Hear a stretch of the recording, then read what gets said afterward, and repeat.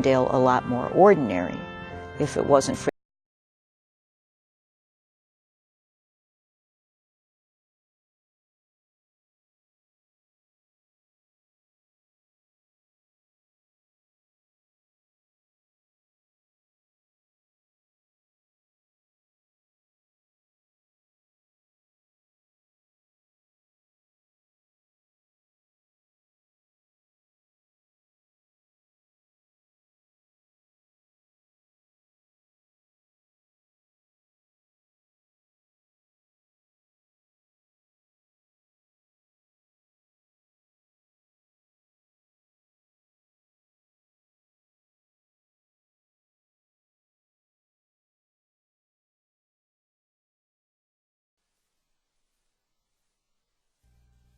Put Puddles on the line. Yes, I know he's a dog. Puddles, you're going outside with Jennifer to do your business. Right by your favorite bush. The green one. Brittany, time travel is possible. It's totally possible. Yeah, and what about the space-time continuum? The fabric of time is interwoven. Some people choose unlimited calling. Others choose unlimited texting. But there's one thing not included in any calling plan. The common sense not to talk or text while you drive.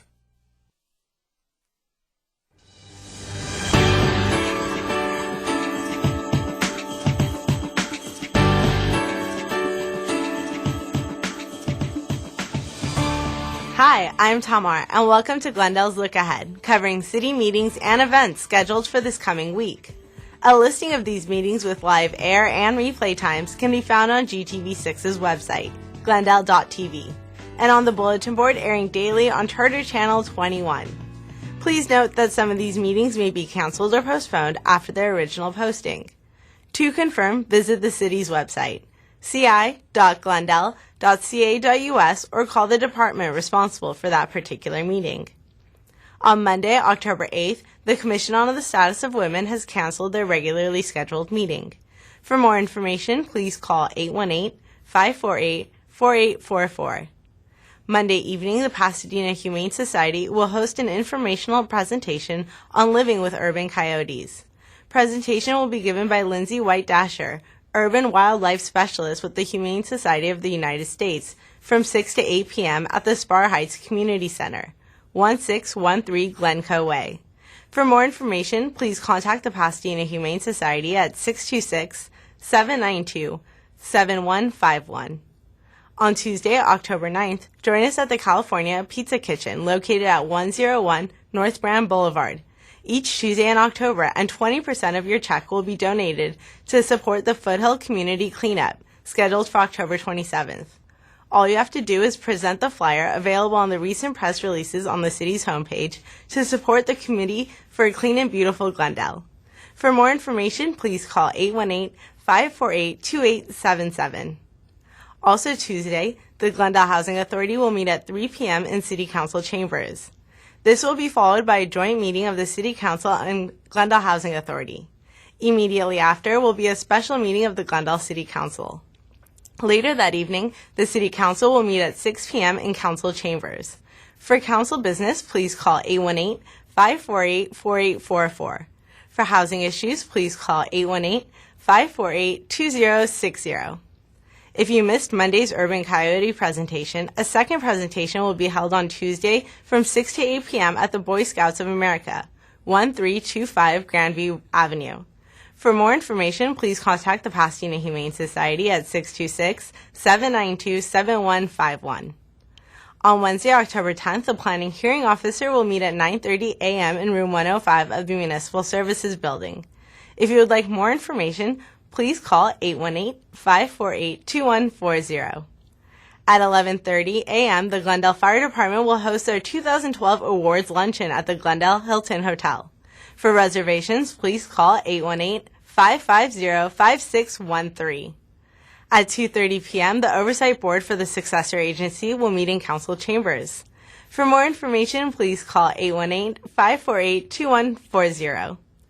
Later that evening, the Civil Service Commission will meet at 5 p.m. in Council chambers. For questions, please call 818-548-2110. On Thursday, October 11th, Design Review Board Number 1 will meet at 5 p.m. in Room 105 of the Municipal Services Building. For more information, please call 818-548-2140. The CDBG Advisory Committee meeting has rescheduled their Thursday meeting to Tuesday, October 16th from 10 a.m. to 12 noon. For more information, please call 818-548-2000. October 13th is the start of the 24-hour Glendale Relay for Life event at Shoal Canyon Baseball Field. The walk celebrates those who have won the fight against cancer, remembers those who have passed, and fights back by raising money for cancer research.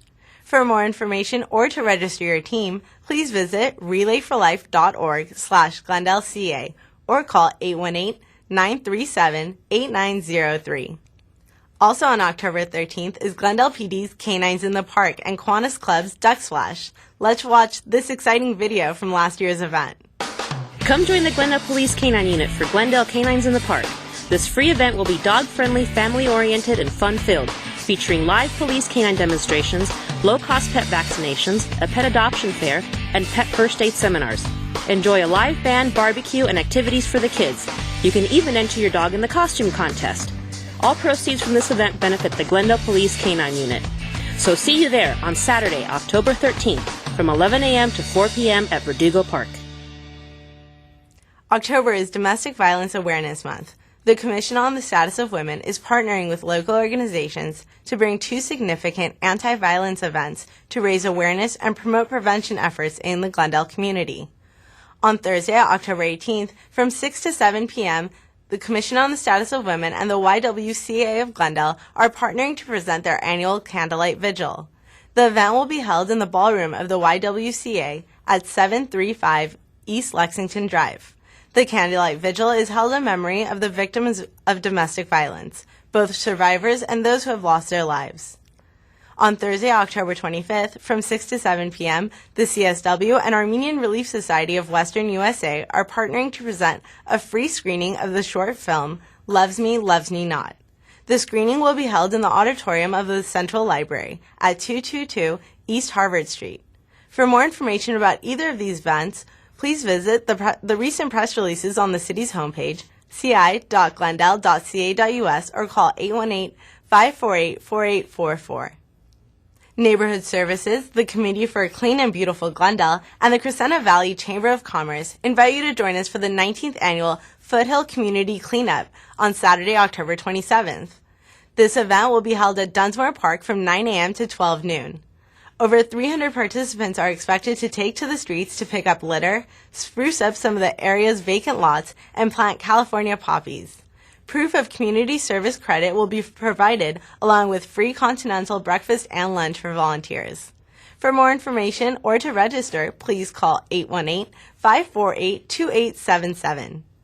Duran Gardens is still accepting applications for the new affordable home ownership program for first-time, moderate-income home buyers. Let's go to Sona Muradian for more information on these centrally located homes. The City of Glendale Housing Authority and Heritage Housing Partners have just completed Doran Gardens. Doran Gardens is a 57-unit affordable housing community. Townhomes are available from 1 to 4 bedrooms at approximately $230,000 to $315,000 in price range. If you are a first-time home buyer, which means you haven't owned a home since January 2009, and you qualify as a moderate income family, please apply now. Applications are available at doranapplication.com. These homes were designed to be energy efficient so you could save on your monthly utility bills. Other features include internal landscaped courtyards, adjacent to new public park with children's play areas, nearby to area jobs, retail, and schools. Don't miss this great opportunity to become a home buyer in the heart of Glendale. Availability is limited, so apply now. Stay connected with Glendale's exciting news and events by following My Glendale on Twitter. That's it for this week's edition of Glendale's Look Ahead. Thanks for joining us, and we'll see you next time.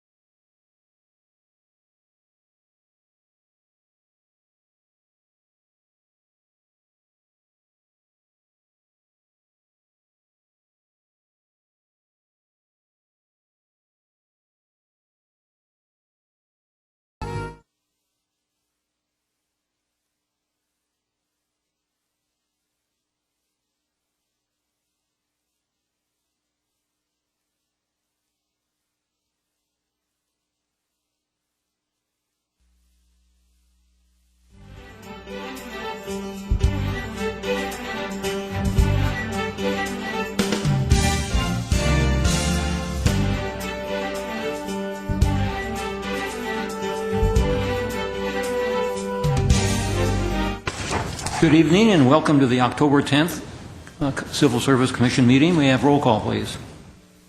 Commissioner Gazarian. Here. Commissioner Gantis. Here.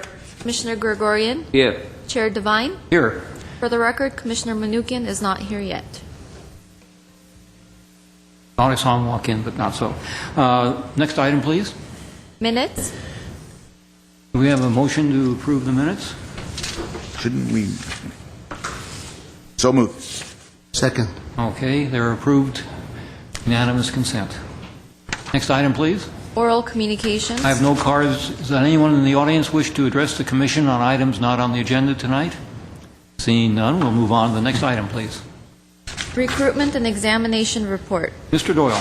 Mr. Chair, members of the commission, this item is the note and file. It's the recruitment and examination workload status report. It shows the current recruitment activity, positions that are either in process of being recruited for or examinations scheduled. And it's a relatively good snapshot of the recruitment activity at the moment, which is, I would say, a moderate level of recruitment. If you have questions, I'd be happy to try and answer them. The list addresses the recruitments, the staff working on them, dates, and all the other information. So, again, it's a note and file item. Okay. Seeing no questions, we'll move on to the next item.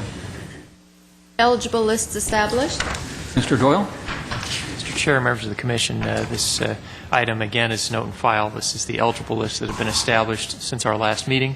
As you can see, we have 6 lists that have been established. We have, it looks like, 1 promotional and open, 3 promotionals, and 2 open. This recruitment activity, these lists have a column for the total number of applications received, and the far right column shows the total number of candidates who made it onto the eligible list. This, again, is a note and file item. If you have questions about these exams, the lists, I'd be happy to try and answer them. Okay. Seeing no questions, we'll move on to the next item, please. Job bulletin for approval. Community Relations Coordinator. Mr. Doyle. Mr. Chair, members of the commission, as you know, we do not generally bring job bulletins to the commission for approval, but there are circumstances where it is warranted under the civil service rules. One would be if we're recruiting for an executive level position. Another would be if it's a promotional sworn safety type position. Also, if we're going to modify the minimum qualifications or minimum requirements for a job, we'll have that before the commission. In the last instance where commission approval was required, it would be if we're doing a recruitment for a position that was formerly handled on a promotional basis and we're choosing to make it promotional. And that happens to be the circumstance that we're looking at here. This is a position for Community Relations Coordinator. It's a position in the City Manager's office. It was one formerly held by Zizette Mullins, who is now the appointed City Clerk of the City of Burbank. This position, again, works out of the Management Services office, doing promotions for community relations, coordinating various events, and developing strategies to facilitate community involvement within the city. This is a position that we believe requires a specific skill set, and it's the request of the city manager's office that we open up the recruitment process to the outside and make this an open recruitment as opposed to promotional. We have run this by the employee association that represents this classification, which happens to be GMA, and they've not expressed any concerns about this going to an open recruitment process. Therefore, this item is for your review, and staff recommends its approval. Today we have Mr. Ochoa here, Ms. Beers, and Ms. Hunanian is here as well, who put this bulletin together, if you have questions. I have some questions. Okay. I note that the position appears to be a rather very involved position with multi-tasks, particularly promoting community relations, coordinating and implementing community events, developing strategies to mobilize community involvement within the city. You mentioned that, I believe you said Ms. Cole, who has previously held this position? Ms. Mullins. Ms. Mullins, Lizette Mullins, okay. How long ago has Ms. Mullins been absent from fulfilling these duties by virtue of her new employment, and if so, who's been doing this all along in that interim? Mr. Chair, Commissioner Gazarian, the position has been vacant since, I believe, mid-July. I think Ms. Mullins took the position in Burbank around that time, and as you know, this was right about the time the city put forth the retirement incentive layoffs. So the city manager's office has been hit quite extensively by not only the retirements but also the loss of this position. So it's one reason why it's so important that this be filled. Who's been handling it? I believe it's been spread around amongst at least 3 staff members that I know of, including Ms. Beers, but Mr. Tektalian, as well as Ms. Baboumian, and Mr. Lorenz. That would be Sergeant Lorenz. Yes. Right. Okay. Well, with that explanation, it appears that it is not something that can easily be picked up. You've just identified 3 individuals who have picked up the slack to make up for it. I am in support of this. I do have questions that are more inquiring in nature than anything else. With respect to minimum requirements, there are some remarks. Under other characteristics, it states work necessary hours. I assume work necessary hours doesn't mean without overtime, or is this a salaried position that doesn't call for such things, and what are the guidelines that would be adhered to? Mr. Chair, Commissioner Gazarian, this is a FLSA exempt position. I see. It's management, so the hours are essentially unlimited, and many of the events and programs that this position would be handling are done in the evening hours, weekends, and so the hours, the individual in this position would need to be very flexible.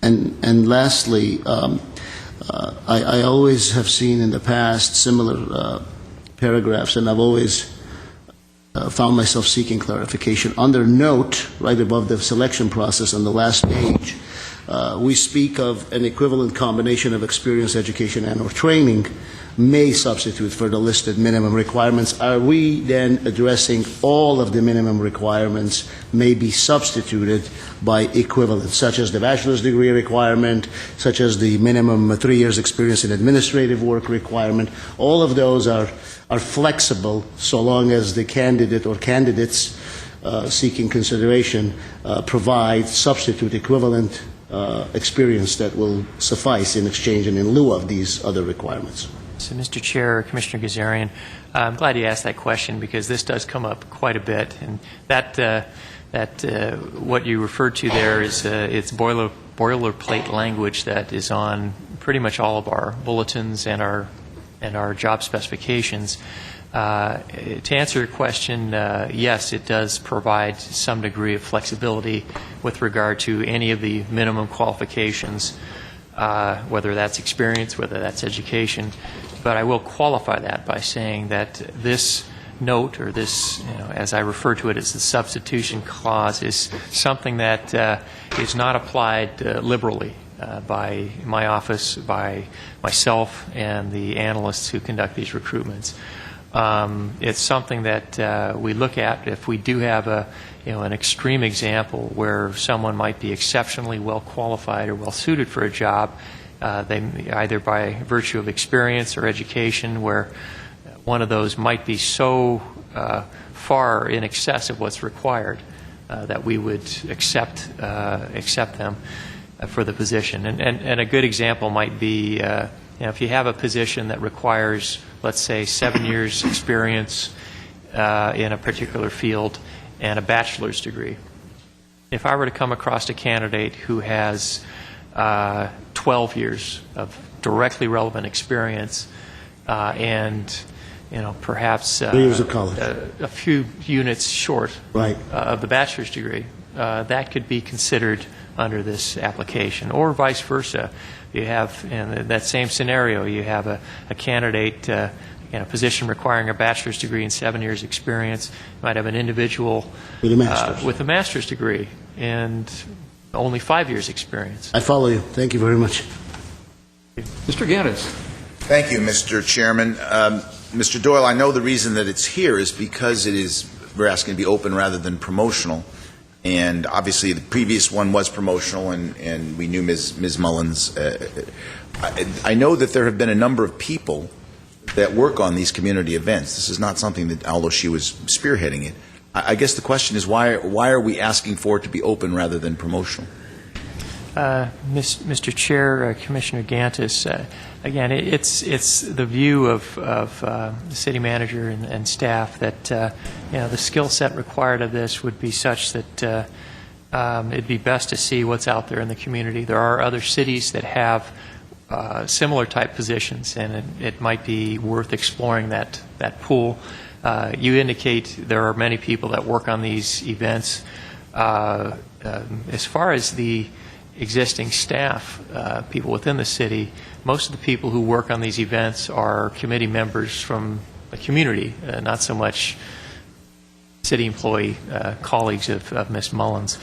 That would be my view on that, and I don't know. Perhaps Mr. Ochoa could weigh in on Mr. Ochoa, if you could also direct. I mean, did we canvass? I note that there's a BA obviously required. Did we canvass?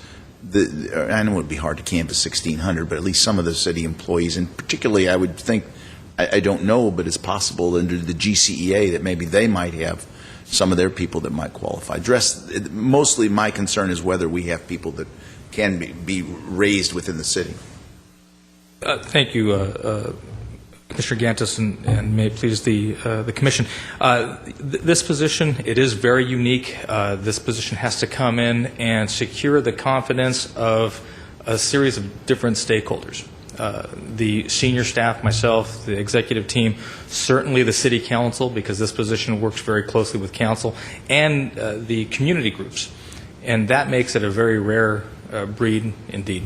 And as I've been going through the organization these last 10 months, while I see individuals within the organization who could do this job, those individuals are currently engaged in positions where we need them just as much, if not more. And we mentioned Mr. Lorenz as a prime example. I was going to tell you, I think Sergeant Lorenz does a wonderful job with that area. I think that Sergeant Lorenz could do this job as he's been stretching and wearing himself out doing this job, but then I'd have to arm wrestle with Chief DePompa to keep him in our office. You're younger than Chief DePompa. But he's that's right. But he's armed.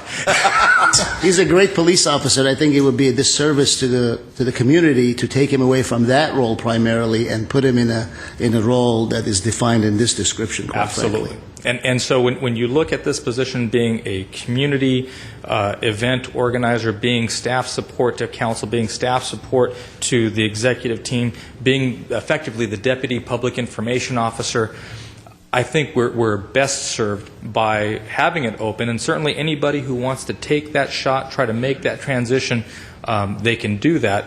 But the beauty of being from the outside is also recognizing that there are lots of folks and lots of places that have those skills and abilities as well. So I don't think we're missing anything by going with an open recruitment, certainly. With the open recruitment, forgive me, Commissioner Gantis. Go right ahead. That just means that you have the inside as well. It's correct. not just outside. You still have your 1,600, anybody that wants to step up. That's correct. Assuming they meet the requirements. Right, assuming they meet the requirements, sure. Which also goes back continue? You may continue now. Yes. I decided to take over your role and be the strong arm of the commission for the evening. Go ahead. This is a new thing for you? There you go. See, you can never predict me. Go ahead. I'm glad we have a chairperson. We are just joking in case anybody thinks we're not. I am, at least. I am as well. No, my concern, just Commissioner I always remember Garo. I can't remember your last name. I apologize. Is that I want to be sure that we have cultivated, in my view of the workforce, a lot of young people that are really, I think, rising stars. And while you're correct, I do know that we keep them in-house. we've done that for a reason, and they understand the culture, if you will, of the city of Glendale. And I just don't want. I want to make sure that we're not excluding, that we've considered them very, very seriously. And the one thing that impresses me about what Mr. Ochoa has said is that I do know for a fact that he's probably gone through each and every employee as we went through this layoff, early retirement process. So my guess is, because there were a lot of bumping and all of that, I'm convinced that he has an extremely good knowledge of the workforce. That's, in my mind, if that's his conclusion, I would support that. But I did need to hear that, because I have seen what's been done, and I've told Matt this, and I've stated to Mr. Starbird before you and to you, this city has done, I think, a remarkable job in making sure it cultivates young, very promising people that are coming up through the workforce. We have a wonderful workforce that's coming up, and I want to make sure they have that opportunity to move. Certainly, sir. We have a motion to approve. I have a final remark. So moved. My final remark is, and we also appreciate those from outside the city, such as yourself, who have come and become part of the city. It is not lost on me that you are not a local Glendale person who became the person that you are for the city and to the city. With that, I move that We have a motion. You want a second? I second it. Okay. Unanimous consent. Thank you, Mr. Ochoa. Next item, please. Job bulletin for approval, Fire Battalion Chief. Mr. Doyle. Mr. Chair, members of the Commission, this again is a bulletin for approval, and as I had mentioned previously, one of the instances where bulletins are required to come before the Commission are sworn safety promotional type examinations, and this is certainly one of them. This is the bulletin for approval for the position of Fire Battalion Chief. This is a position within the Fire Department, and this is recruitment that we expect to go out from October 15th through October 26th, assuming the Commission approves it.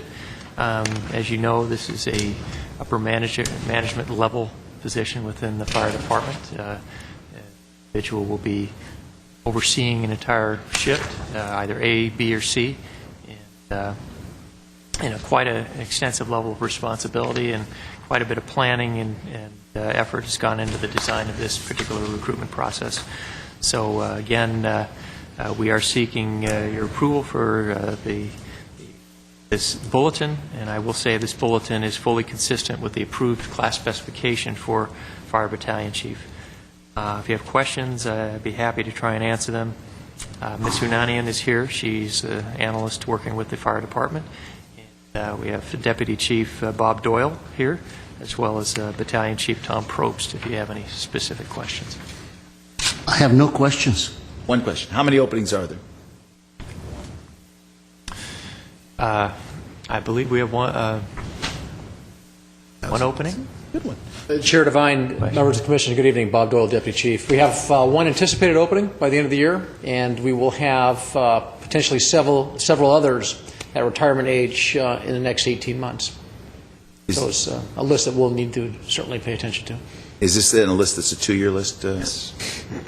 I have no further questions. Okay. Mr. Doyle, before you sit down, I'd be very disappointed if you didn't say something about the Army of Pink and getting some votes. Chair Devine, members of the Commission, I'm glad you asked that question. I'll make my quick infomercial that, in all seriousness, no, the Army of Pink, for those that are watching or may not be aware, it's just a grassroots campaign that was initiated here in town, locally. Really, it's kind of a sequel to our national, really international recognition of breast cancer awareness. And the Army of Pink identifies several contenders that compete in a friendly rivalry, if you will, online in a voting competition that will draw attention to and support for breast cancer and breast cancer awareness. And there are several prominent folks within the city that are competing. I am not one of those, but I am somebody that is competing, and I'd ask for your vote and for you to send that information out to everybody on your email lists. So you can go to the Glendale Adventist website, click on Army of Pink, and vote for Deputy Chief Robert Doyle. Thank you. Are there others that are running for this? Are there in this running? They're insignificant, sir. Thank you, Mr. Doyle. So Carl Pobolitis isn't on there anymore, right? Carl, he was absent. Okay. Do we have a motion to approve the Yes, so bulletin? moved. Okay. Second? Yes. Second, Mr. Kazarian seconds. Unanimous consent. Thank you very much. It's approved. Well, next item, please. Agenda forecast. Mr. Doyle. Mr. Chair, members of the Commission, the agenda forecast is here for your review. The next few meetings, as of now, we have looks like some limited items on the agenda. We still, as you know, we still do have 3 disciplinary action appeal hearings, which is occupying much of the Commission's time.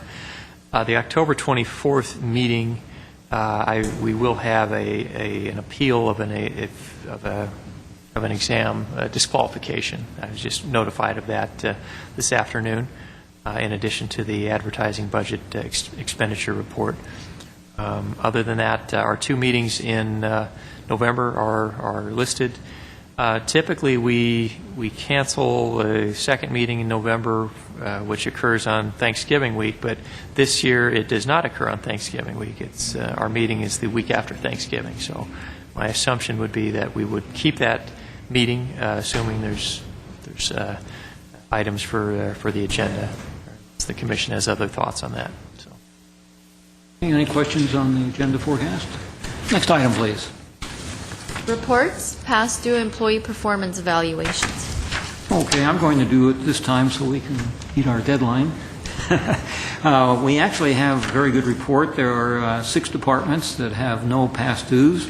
There are several departments that do have some past dues, but they don't appear to be unreasonable at this point. And with that, I'll just say they're all doing a good job, and we'll move on to the next item. Civil Service Commission, staff comments. Ms. Varpetian. Just a quick update on the meeting from the council meeting last night. Our office had gone to the city council with some potential charter amendments. We got the go-ahead from the city council to move forward with them and to report back to them. 4 of the items that we had reported on impact the rules of the Commission, the civil service rules. We were given direction to meet and confer with the employee associations, and we will bring back a report to this Commission so that you're aware of what is being proposed and what the status is, and give you an opportunity to comment on them as well. Thank you. No other questions? Next item. Closed session. No closed session items. Adjournment. Move to adjourn. We are adjourned. Oh boy. Right there. 17.